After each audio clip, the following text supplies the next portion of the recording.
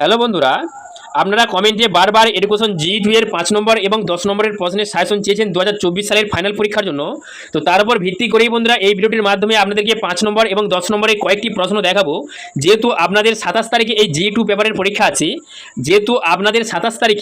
এই G2 সাবজেক্টের পরীক্ষা আছে, তো যেহেতু বন্ধুরা আপনাদের আর বেশি দিন সময় নেই, তো এই ভিডিওটির মাধ্যমে আপনাদেরকে 5 নম্বর এবং 10 নম্বরের কয়েকটি প্রশ্ন দেখাবো। অবশ্যই আপনারা এই 5 নম্বর এবং 10 নম্বরের প্রশ্নগুলি পরীক্ষার আগে আপনারা একবার দেখে নেওয়ার চেষ্টা করবেন। অবশ্যই বন্ধুরা আপনারা এই প্রশ্নগুলি পরীক্ষার আগে ভালো করে পড়ে একটু যাবেন। আশা করি এর মধ্যেই আপনারা কমন পেয়ে যাবেন। দেখুন বন্ধুরা, প্রথম যে প্রশ্নটা রেখেছি, শ্রবণজনিত অক্ষম শিশুদের পাঠদানে শিক্ষকের ভূমিকা আলোচনা করো। শ্রবণজনিত অক্ষম শিশুদের পাঠদানে শিক্ষকের ভূমিকা আলোচনা করো। অবশ্যই বন্ধুরা আপনারা এই প্রশ্নগুলি খাতার মধ্যে লিখে পড়বেন। মাত্র 10টি 5 নম্বর এবং 10 নম্বর মিলে মাত্র 10টি প্রশ্ন রেখেছি। অবশ্যই এই 10টি প্রশ্ন একটু দেখে যাওয়ার চেষ্টা করবেন, এর মধ্যে আপনাদের চলে আসবে এটা আশা করি। শ্রবণজনিত অক্ষমতা প্রতিকারের উপায়সমূহ আলোচনা করো। শ্রবণজনিত অক্ষমতা প্রতিকারের উপায়সমূহ আলোচনা করো।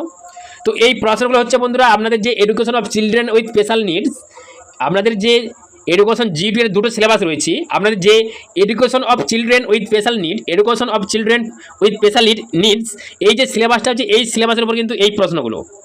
শ্রবণজনিত অক্ষমতা প্রতিকারের উপায়সমূহ আলোচনা করো। শ্রবণ অক্ষম শিশুদের শ্রবণ ক্ষমতা অনুযায়ী শ্রেণী বিভাগ করো। শ্রবণ অক্ষম শিশুদের শ্রবণ ক্ষমতা অনুযায়ী শ্রেণী বিভাগ করো। বহু প্রতিবন্ধকতা সম্পন্ন শিশু কারা? বহু প্রতিবন্ধকতা সম্পন্ন শিশু কারা? শিখনে অক্ষম শিশুদের বৈশিষ্ট্যগুলি লেখো। শিখনে অক্ষম শিশুদের বৈশিষ্ট্যগুলি লেখো। গঠনগত অক্ষমতা সম্পর্কে টিকা লেখো। গঠনগত অক্ষমতা সম্পর্কে টিকা লেখো। শিখন অক্ষমতার কারণগুলি আলোচনা করো। শিখন অক্ষমতার কারণগুলি আলোচনা করো। ভাষাগত অক্ষমতা কি? এই সকল শিশুদের কিভাবে শনাক্ত করবে? ভাষাগত অক্ষমতা কি? এই সকল শিশুদের কিভাবে শনাক্ত করবে? দৃষ্টি অক্ষম সৃষ্টির শিশুদের কিভাবে শনাক্ত করবে? দৃষ্টি অক্ষম সৃষ্টির শিশুদের কিভাবে শনাক্ত করবে?